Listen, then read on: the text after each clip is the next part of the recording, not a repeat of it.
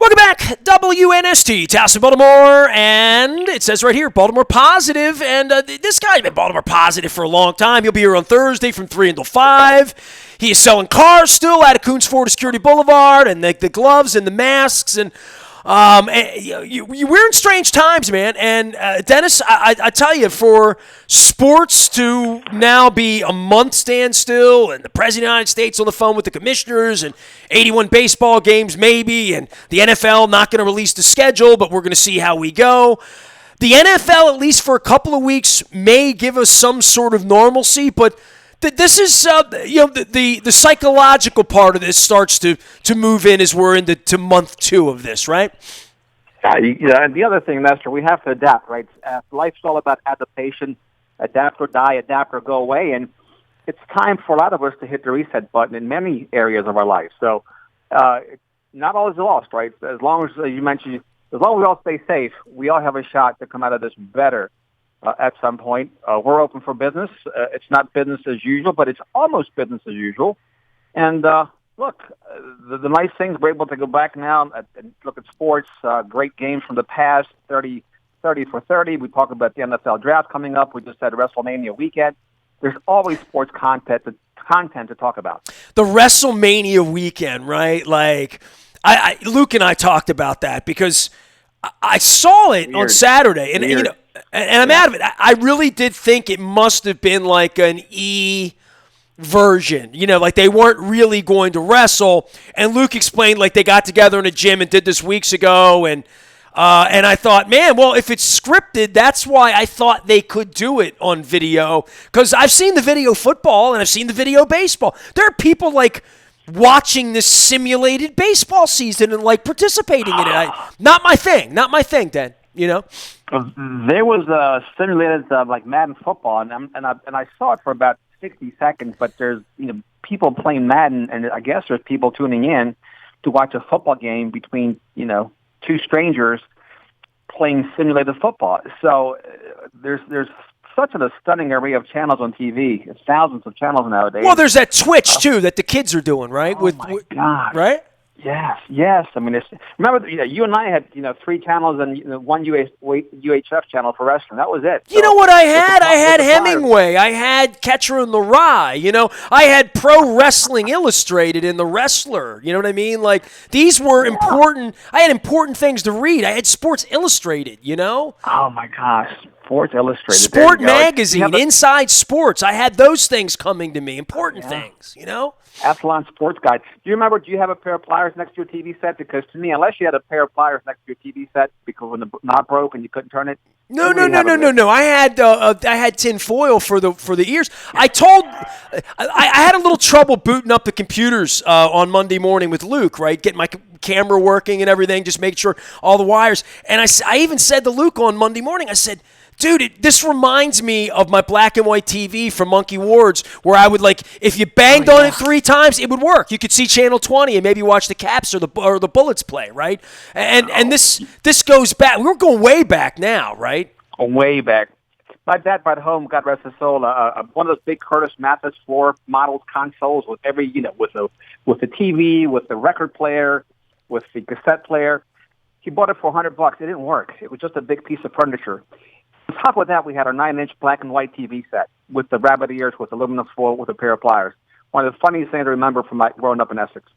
Well, but, wrestling sort of spans to that generation where, I could literally get Channel 17 and Channel, I believe, was 48 out of Philadelphia, and I could watch the Spectrum interviews with Tony Gurria and Kenny Patera and Baron von Raschke and Georgie Animal Steel. And you'd see us. By the way, I shared this with Luke earlier today. My dear friend Debbie Rondo. If anybody knows Debbie, give her some love. Debbie's been the ticket person forever and ever and works at the Warner Theater. But she shared an old wrestling program that she found. I guess people are going through their boxes, and it was the main event grudge match from June the 7th, 1980. Bruno Sammartino and Larry Zbyszko. This was the cage match. Wow. Yeah, so I shared that. So people are like cleaning out their closets, finding old pictures. I mean, Kevin Byrne retired on Friday in the middle of a pandemic news dump on a Friday afternoon. I thought that was classic PR, and I had to like go find some old pictures of Kevin, and so there is some sort of nostalgia about everybody sort of cleaning out. My wife went through every glass stein and glass mug that anybody's ever given us. Do you know how much glass that is, Dennis? That's a ton of glass, Nestor. Yeah, everybody cleaning out their closets, as you mentioned. And look, I go back to Saturday mornings when I was a kid, Saturday afternoons rather, 4 p.m. on Saturdays on Channel 45, UHF. My family would gather around the TV set, and we would watch 1 hour of pro wrestling. It was Saturday's highlight. Did Gary Capetta ever come on the show with you? I've got to get him on. I got to get him on for sure. Because when you say that to me, I want to imitate him. And I have imitated him for him in the past, Welcome to another action-packed card of Championship Wrestling. I'm Gary Michael Capetta. Is that pretty good?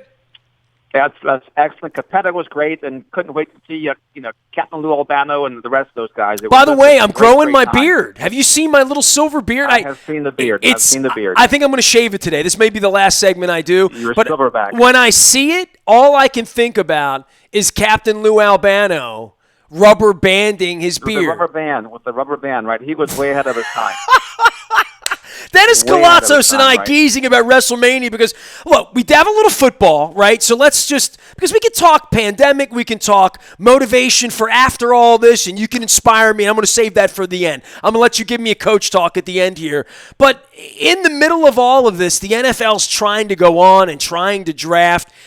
Do you think they're going to draft? I mean, I still think it's a little up in the air. I think that they like owning this, but I think there's also a little of maybe we shouldn't be conducting business as usual in this way as people are dying every day.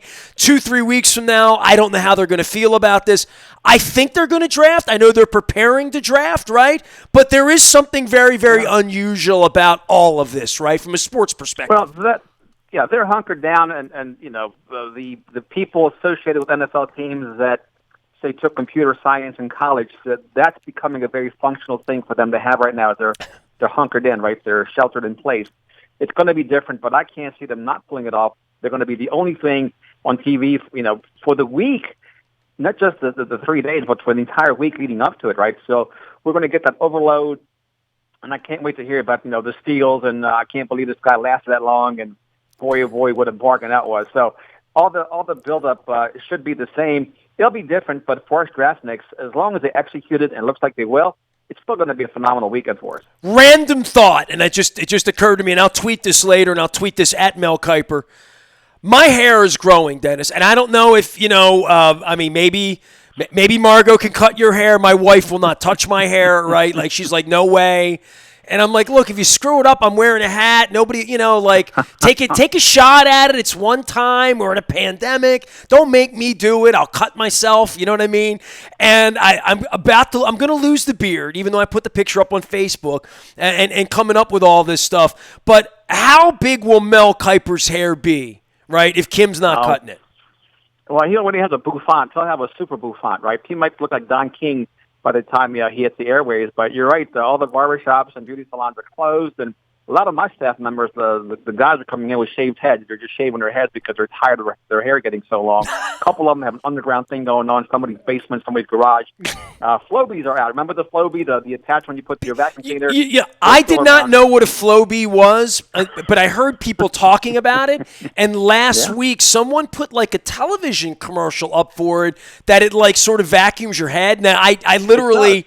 It goes right into the bag. I mean, I grew up in Dundalk. You know what I mean? I don't know if you're aware of this, right? Maybe you had those in Sedonia, and I didn't have those in Dundalk. But that was too much money. No, we cut our own hair. You're saying the Flowbee was Gucci? Yeah. We couldn't afford it. 1995 was a lot of money. You had payments for forever to pay for that stuff. As seen on TV. No, we just said, as seen on TV, right?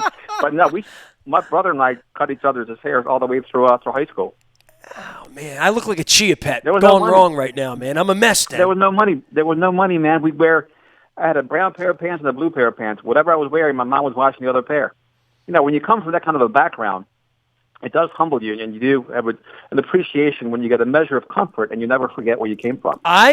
Before I was 12, the only pair of pants I ever had were pairs that I got at Epstein's, upstairs, second floor, over the bridge. You had to wait for the elevator all day. There was always the blind man at the front with the little cigar box tapping. We always gave him a nickel.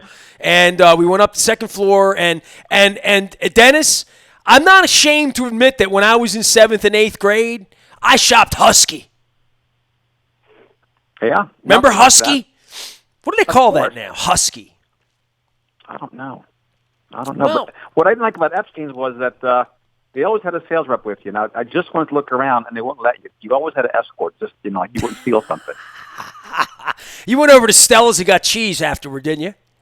You got Stella's, I got cheese. It was just a short walk across the bridge or under the bridge or over the bridge in Highlandtown. But I got a couple of polyester suits, a couple of corduroy suits out of Epstein's when I was a kid. What was the name of the place down by Riviera's Pizza where when I got second grade, I was when we did confirmation and communion and baptisms as well, you bought those outfits like down the street a little way. It was like a prom shop, but it was for like communions, confirmations for little kids, right?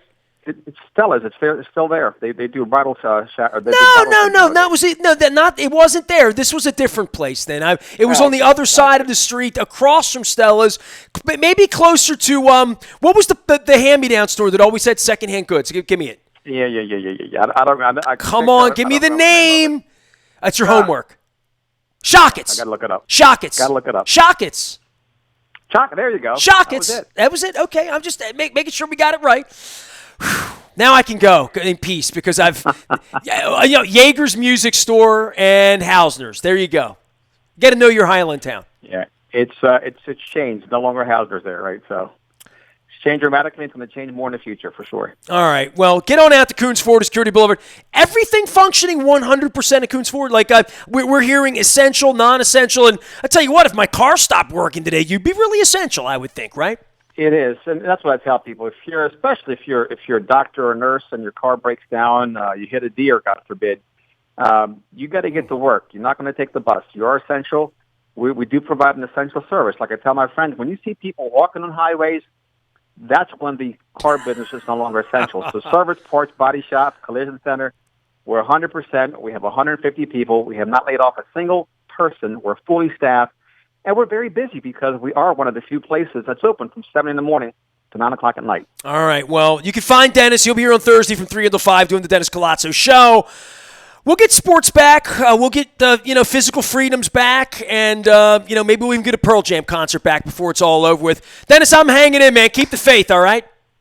You got it. You're well. Thank you. Appreciate you. Dennis Koulatsos, Coons Ford Security Boulevard. You can find him on Thursday from 3 until 5. He's tweeting, very active out on Twitter, probably more active if they actually go through with this draft 2 weeks from now, and I think they will. The Ravens are having, it's not really like a liar's luncheon. It's more like a Zoom. Zoom. I don't know. It's a Zoom meeting with the Ravens. So we'll hear from Eric DeCosta this week. You'll find that up in the audio vault, and we're around. We're easy to find. Nasty at WNST.net. Keep calm. Stay local. We are Baltimore Positive, and I am Nestor. I'm out on Facebook and Twitter and all those good places as well.